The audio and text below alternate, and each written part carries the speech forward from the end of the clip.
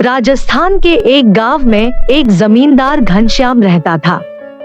उस पर लक्ष्मी देवी की बड़ी कृपा बनी हुई थी, क्योंकि वह उस गांव के किसानों की जमीन गिरवी रखकर उनकी मदद कर देता था। गांव में दिवाली के समय पूरे गांव में एक उजाला हो जाता था, जिसमें जमींदार का घर सबसे ज्यादा रोशन होता था। लेकिन समय के साथ साथ उस घनश्याम का लालच बढ़ता जा रहा था और अब वह उनकी जमीनों को हड़प कर पूरे कस्बे का सबसे अमीर आदमी बनना चाहता था।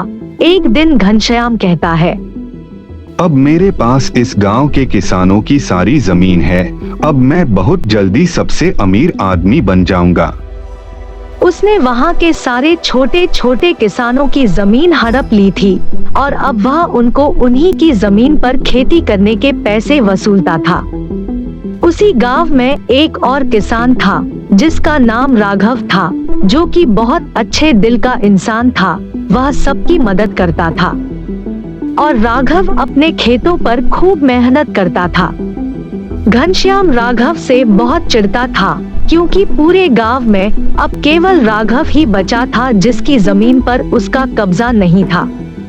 राघव अपनी मेहनत और लगन से अपने परिवार के लिए इतना कमा लेता था कि उसे लालची घनश्याम के पास मदद के लिए जाने की जरूरत नहीं पड़ती थी। और इतना ही नहीं, बल्कि वह अपने किसान भाइयों की कुछ मदद भी कर देता था। एक बार गांव में अकाल पड़ गया। सारे किसान इकट्ठा होकर घनश्याम के पास मदद मांगने आते हैं और कहते हैं, घनश्याम जी, आपको तो पता ही है कि गांव में कितना बड़ा अकाल पड़ा है। हमारी जमीनें तो आपके पास पहले ही गिरवी रखी है। हम चाहते हैं संकट के इस समय में आप हम लोगों की मदद करें। घनश्याम को तो जैसे राघव से बदला लेने का मौका मिल गया था।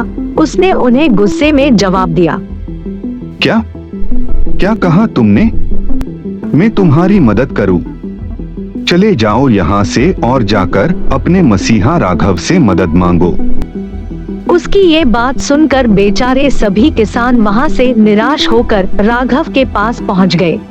राघव, हम सब घनश्याम के पास गए थे ताकि वो संकट की इस घड़ी में हमारी मदद करे, लेकिन उसने साफ मना कर दिया।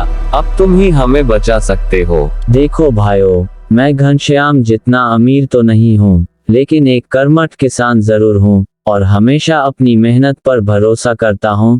अगर हम सब मिलकर मेहनत करें तो मुझे लगता है कि जितनी जमीन मेरे पास है उससे हम इतना तो कर ही सकते हैं कि हम अपने परिवार को पाल सकें। क्योंकि जमीन मेरी है तो इस पर काम करने से आपको घनश्याम को दिया जाने वाला लंबा चौड़ा शुल्क नहीं देना पड़ेगा। हाँ ठीक है, हमें मंजूर है। इसके बाद सभी किसान मिलकर राघव के खेतों पर काम करने लगे और इस वजह से घनश्याम को उनसे पैसा मिलना बंद हो गया। अगली दिवाली नजदीक आ गई थी और सभी किसानों ने इस बार फैसला किया कि वह सब मिलकर दिवाली मनाएंगे। गांव एक बार फिर से रोशन हुआ और जमींदार ने अपने घर के बाहर बहुत महंगी लाइट्स लगवाईं, जबकि गांव में सबने दिए जलाए। राघव के घर भी दिए जले। रात में घनश्याम ने देखा कि एक रोशनी उसके घर से गांव की तरफ जा रही थी। वो ये देखने के लिए घर से बाहर जाता है तो वो देखता है माँ लक्ष्मी खुद उसके घर से गांव में राघव के घर की तरफ जा रही थी। नहीं नहीं माँ, मुझे छोड़कर मत जाइए। घमंडी, पापी मूर्ख, तूने किसानों के साथ छल करके मेरा भी अपमान किया है, इसलिए मैं यहाँ से जा रही हूँ। घनश्याम रोता रह गया और लक्ष्मी माँ वहाँ से चली गई। उस रात एक चमत्कार हुआ। घनश्याम के घर की महंगी लाइट्स की रोशनी भी राघव के घर के दीपकों की रोशनी के सामने फीकी पड़ रही थी। पूरा गांव चमक रहा था और सबसे ज्यादा रोशनी थी राघव के घर पर। गांव की खुशहाली लौट आई थी और कुछ दिन बाद घनश्याम गांव छोड़कर सबकी जमीनें उन्हें सस्ते दामों पर बेचकर चला गया।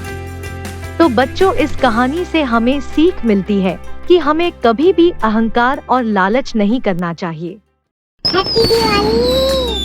हैप्पी दिवाली!